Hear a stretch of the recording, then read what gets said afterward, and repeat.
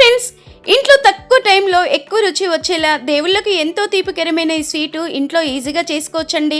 మనం పండుగల పూట మామూలుగా శుక్రవారం, సోమవారం గుడులకు వెళ్తాం కదా, అలాంటి స్వీటు ఇంట్లో ఈజీగా ఈ విధంగా చేసుకోవచ్చు. గుడిలో కొంచెం పెడతారు, ఇంకొంచెం పెడితే బాగుండే అన్నంత టేస్ట్ ఇంట్లో ఈజీగా ఈ విధంగా చేసుకోండి, చక్కగా వచ్చేస్తుంది. స్టవ్ వెలిగించుకొని కరిగ తీసిన నెయ్యి 2 స్పూన్లు వేసుకోవాలండి. దాంట్లో మనకు కావాల్సినంత కప్స్తో మనం సుజీ రవ్వ తీసుకోవాలి. నేనైతే మామూలుగా చిన్న కప్పుతో తీసుకున్నాను ఫ్రెండ్స్. ఒక గ్లాస్ వాటర్ వేసుకోవాలండి. పెద్ద గ్లాస్ వాటర్ వేసుకొని మనం దాన్ని మరిగిపెట్టేసుకోవాలి. ఇది చూడండి, నేనైతే కచ్చా పిచ్చ దంచిన విలాచి వేసుకున్నానండి. కావాలంటే విలాచి పౌడర్ చేసి వేసుకోండి. మనకు టైం లేదు కనుక నేను అడవిడిలో నేనైతే ఇలా దంచేసుకున్నాను. ఇది కాస్త తీగపాకం వచ్చిన తర్వాత కాస్త కుంకుమ పువ్వు నానపెట్టుకోవాలి. అలాగే కొంచెం ఆరెంజ్ కలర్ కూడా కలిపేసుకొని ఈ విధంగా వేసేసుకోవాలి.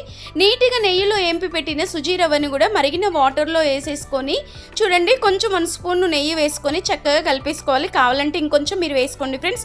చూడండి, గుడిలో ప్రసాదం అయితే రెడీ అయిపోయింది. మీరు